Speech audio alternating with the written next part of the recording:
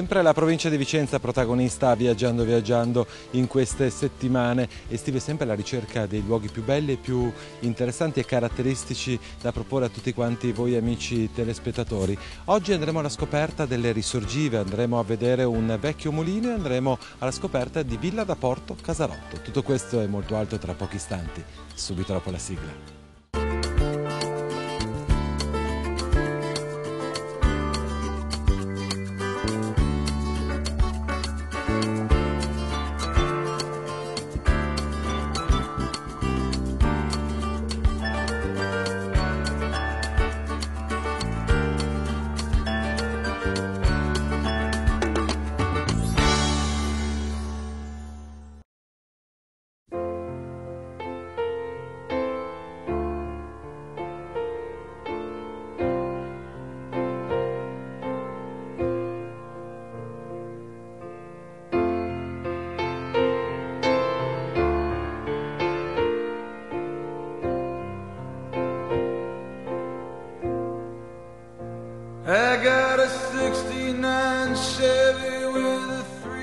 Abbiamo detto in questa puntata vogliamo parlare di risorgive. Ci troviamo a Caldogno, a pochi minuti dal centro di Vicenza, e qui con questa cornice meravigliosa trovo un amico, Galliano Rosset.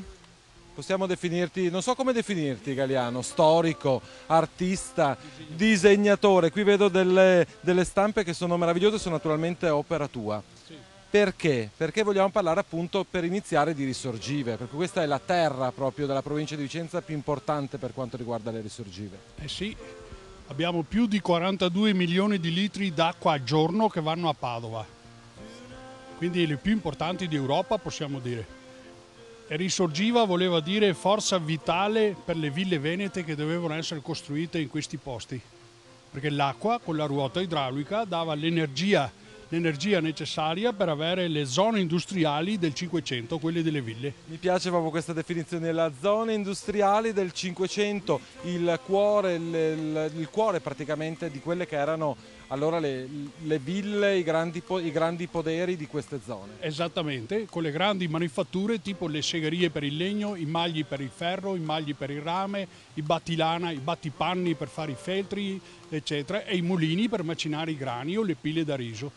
Tutte macchine che avevano bisogno dell'energia straordinaria, gratuita, continua dell'acqua, quindi ruota idraulica in risorgiva.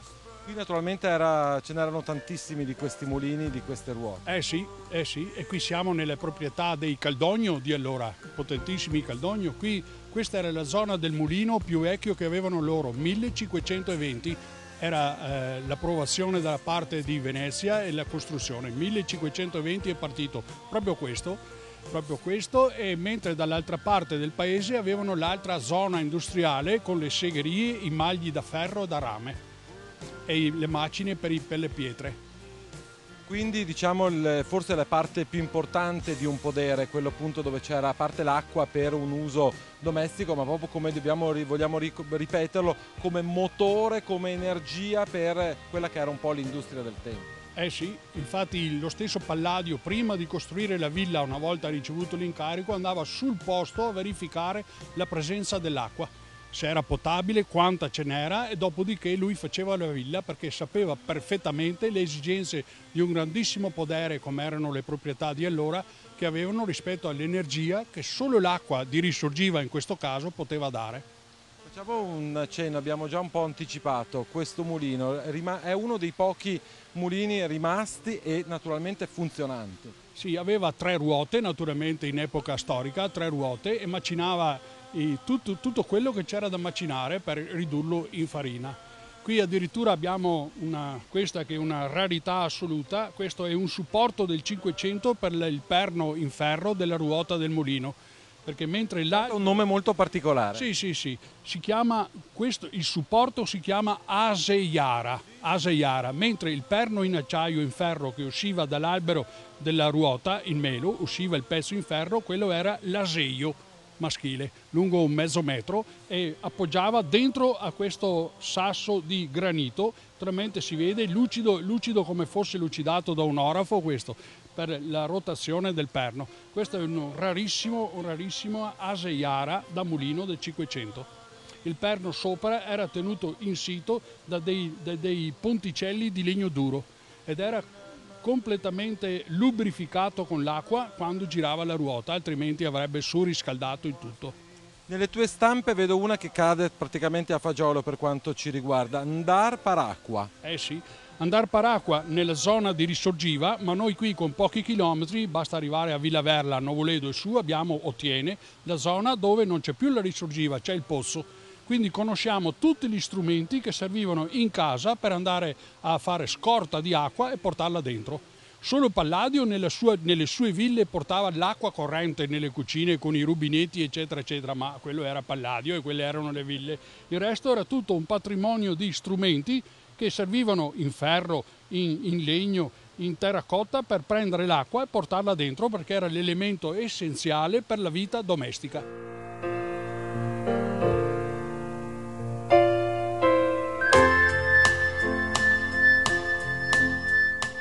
Gagliano, innanzitutto diciamo che quello che una volta era il vecchio mulino adesso ospita un noto ristorante qui della zona, e tra l'altro bisogna fare merito ai titolari che hanno riuscito a conservare e naturalmente a creare questo connubio fra grande cucina e le tradizioni popolari e il mantenimento di uno di questi gioielli, perché ricordiamo qui nella zona moltissimi erano i mulini, adesso praticamente, se non erro, è l'unico rimasto funzionante almeno. Vogliamo parlare di qual era la produzione che veniva effettuata e che tipo di lavoro veniva fatto all'interno di questo mulino? Su questo mulino parliamo naturalmente dai primi anni del 500, c'erano due tipi di lavorazioni importanti. Una era la pila da riso. Infatti qui siamo circondati dalle risaie, perché già i monaci allora, da 300 anni prima, 1100, 400 anche anni prima, avevano bonificato le terre e un po' alla volta girato la cultura del riso, stante l'abbondanza di acqua. Quindi arrivati in epoca veneziana, il riso, che serviva a essere venduto specialmente nei paesi del nord ed era molto remunerativo, prendevano una barca di soldi, e poi il frumento, per fare la farina, il pane eccetera, cioè i grani, quindi la pila da riso per rompere l'involucro molto duro del riso, e quella funzionava a pestelli che praticamente battevano, e mentre poi la macina a pietra per macinare il grano. Macina a pietra che, se andiamo a vedere a Pompei e Ercolano, quindi pieno impero romano, erano mossa dalla gente o dagli schiavi. Invece loro aveva pensato bene di adottare la ruota idraulica per la forza dell'acqua per far funzionare il mulino, quindi frumento e riso. Vediamo due macchine che sono molto differenti fra di loro. Sì, perché questa è la costruzione e l'impianto di quello più antico, cioè quello a pietra. Dentro ci sono le due mole rotonde, una sta ferma e quella sopra gira, foro centrale, scendono i grani, vengono macinati e fuoriuscivano da quella parte lì, quel caditoio di legno lì. Poi quello che cadeva dentro nel sacco era praticamente la farina che adesso serve per fare il pane più pregiato, quello nero che contiene anche il semolino. Allora lo facevano normalmente così, perché poi hanno inventato i sistemi dei crivelli automatici sopra, che si muovevano sempre con le cinghie per via del mulino, per separare la farina dal semolino, dalle scorze più dure, cioè le semole del coso, e fare la farina più o meno bianca. Ma all'inizio veniva fuori tutto macinato insieme ed era più buono ancora di adesso quando la selezionano. Mentre dall'altra parte, quindi il più antico, con di fianco abbiamo sopra la tramoggia nella quale si vuotavano, cadevano i grani, e loro scendevano in base a un apparato semplicissimo, un po' alla volta nella macina sotto, per essere macinati. Mentre di fianco abbiamo quel supporto viene chiamato cavra in dialetto, quel supporto a braccio simile a quello per muovere le grandi pentole di rame per fare il formaggio nelle maglie una volta, no? Ecco, quello serviva ad alzare la pietra quando ogni qualche mese bisognava ribatterla perché avesse il filo macinante che funzionava. Quindi tutto a mano. Quindi questo è proprio l'impianto originale molto antico del mulino, mentre ce n'erano 3 macine. Invece quello più tecnologico. E questo è a cilindri, non macina più con le pietre da mulino, ma macina proprio come un laminatoio, cilindri scanalati attraverso i quali passano i grani. Allontanando o avvicinando i cilindri la farina viene più sottile o più grossa. Poi vedete tutti quei canali di legno che vanno in su attraverso i sistemi della coclea, butacaso di Archimede, anche quello, quella e la farina andava su e passava per i burati, erano i crivelli in serie per essere setacciata e separata. Questo non era più mosso dalla forza idraulica, o meglio, era mosso dalla forza elettrica di un motore che è dietro appeso sopra là, della ditta Pellissari, uno dei primissimi costruito da Pellissari ad Arzignano nel 1922. Quello però prendeva la corrente elettrica dal dinamo che era appena fuori lì, che faceva corrente girando perché era mossa sempre con la cinghia dalla ruota idraulica, che all'inizio era sempre lei che forniva l'ambaradam per far muovere tutto. L'acqua sempre la grande vera protagonista di questa zona, di questo mulino e di tutte quelle che possono essere state le lavorazioni anche con il tempo. Per noi è arrivato il momento della nostra prima interruzione pubblicitaria, ti aspetto tra pochissimo.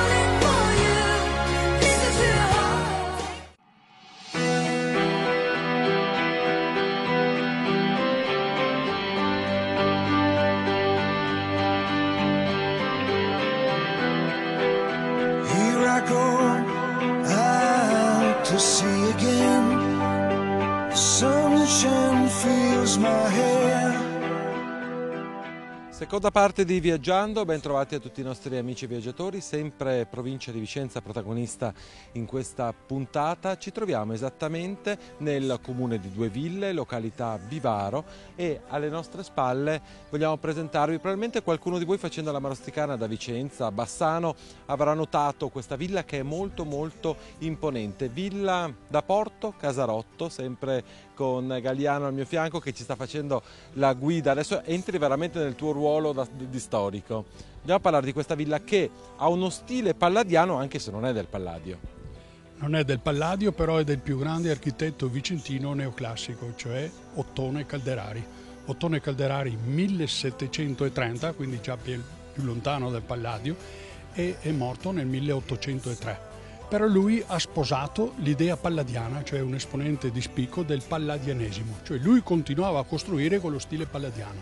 L'impronta è veramente quella. Esattamente quella, solo che lui non era Palladio, tant'è vero che alcuni suoi architetti contemporanei lo definivano sì, è bravo, è bravissimo, è andato a scuola da grandi architetti Palladio e Scamozzi, però i suoi insegnanti sono morti. Infatti lui non aveva capito di sposare l'architettura palladiana 200 anni dopo con le esigenze del periodo della Rivoluzione francese e di Napoleone, che era qui che batteva la Gran Cassa. Cosa possiamo dire di questa villa come presentazione? Poi magari andremo all'interno a visitarla. Questa villa è uno degli esempi più importanti, come appena è stato ricordato, appunto del palladianesimo di Ottone Calderari, e lui l'ha costruita per Antonio Maria Porto, che era un personaggio importante per quell'epoca. Molto importante per quell'epoca perché sempre della famiglia Porto, però a lui era toccato di essere il sovrintendente assoluto della costruzione dei portici di Monteberico e quindi ha voluto questa villa perfettamente allineata, in facciata vedrebbe davanti Monteberico, che è proprio in verticale davanti, e al lato la cappella gentilizia, l'oratorio per la gente di fianco, che è dedicato alla Madonna, la Maria Vergine di Monteberico. Infatti la cappellina è stata addirittura aperta al pulpito nel 1776 e nel 77 è stata proprio benedetta, molto prima del termine dei lavori della villa che non è stata terminata perché secondo il progetto di Ottone Calderari doveva avere due grandi ali laterali, quella di destra e quella di sinistra. Quella di sinistra avrebbe unito la villa con la cappella, che invece è ancora staccata. Quello che è stato costruito dopo è stato fatto per sopperire alla necessità del grandissimo fondo che bisognava lavorare. Comunque questa la si vede, ha proprio l'imponenza delle costruzioni palladiane, sopralzata però più alta, perché Palladio non avrebbe mai fatto uno zoccolo qui alto. Infatti Calderari, bravissimo, non era Andrea Palladio.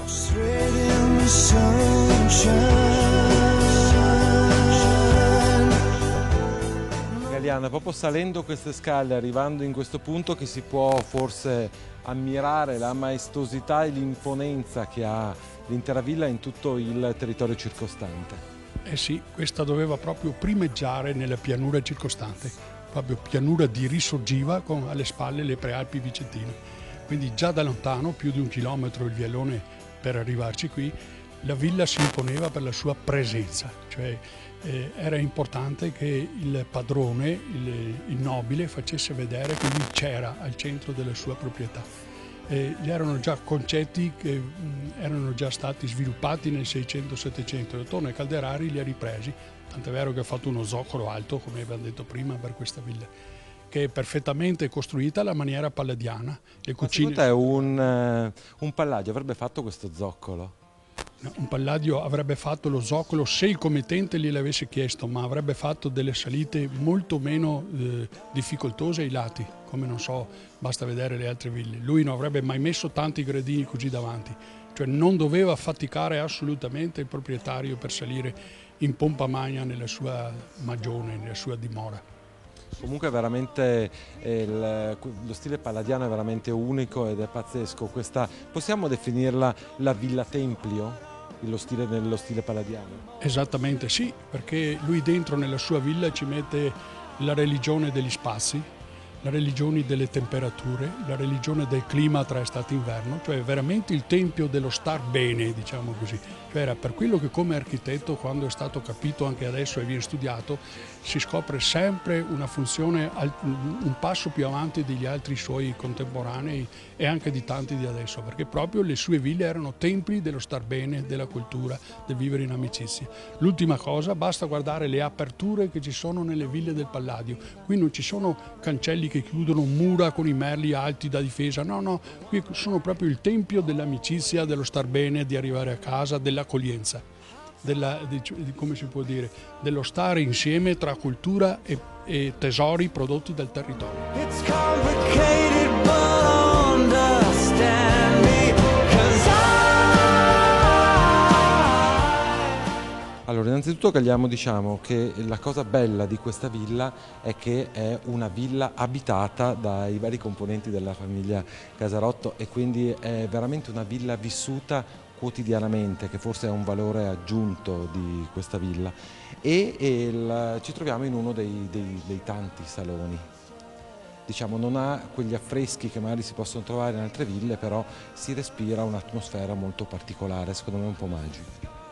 Esattamente, gli affreschi avrebbero alterato questa atmosfera magica perché saremmo stati attratti dalla bellezza degli affreschi. Però all'epoca della costruzione di questa villa, ricordiamo, erano gli ultimi anni, gli anni della rivoluzione francese, poi è arrivato subito Napoleone e quindi c'erano ben altre cose a cui pensare che affrescare le ville.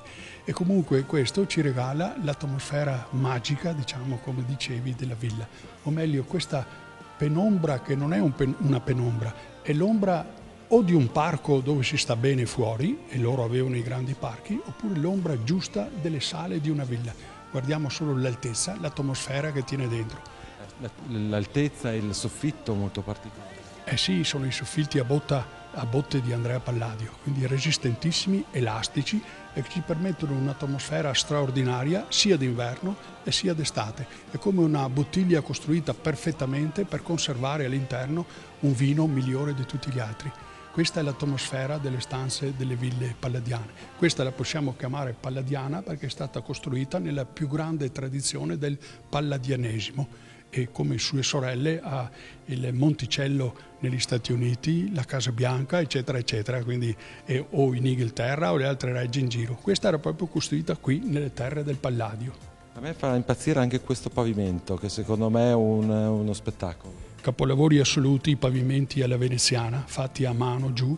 Praticamente erano maestri mosaicisti questi, perché a mano facevano tutti i materiali, rimettevano a mano, componevano a mano i disegni dei saloni, delle sale, ogni sala aveva un disegno diverso, poi a mano le lucidavano, proprio come i mosaicisti dei grandi mosaici romani, e Palladio aveva visto questi mosaici a Roma e poi riapplicati a Venezia, nei palazzi di Venezia. Sono elastici, quindi andavano benissimo per i movimenti dei palazzi veneziani piantati sulle palafitte.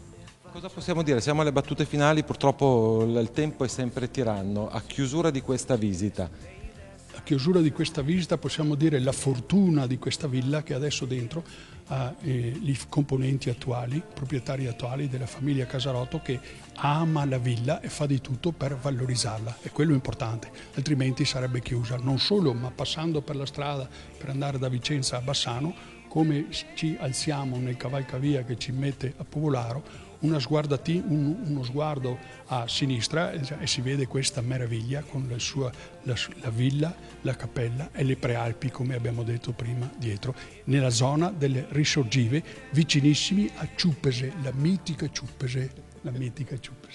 È sempre un piacere dialogare. A proposito di questo vogliamo ricordare che la villa è a disposizione per le persone per convegni, per convention e anche per matrimoni, quindi per avere qualsiasi informazione basta chiamare Queen Villa e potrete avere tutte le informazioni, o comunque anche attraverso gli uffici yacht della provincia di Vicenza, che sapete sono sempre iperattivi per qualsiasi tipo di informazione turistica, e in un attimo avrete tutte le informazioni per quanto riguarda tutto quanto il territorio. Io ti ringrazio, è un piacere ed è un arrivederci, ci vediamo molto presto, perché comunque è sempre un piacere incontrarti, e anche perché secondo me riesci a cogliere sempre anche quegli aspetti, quei lati magari anche un po' sconosciuti, che però secondo me sono di grande interesse per tutto il nostro pubblico, e di questo ti ringrazio.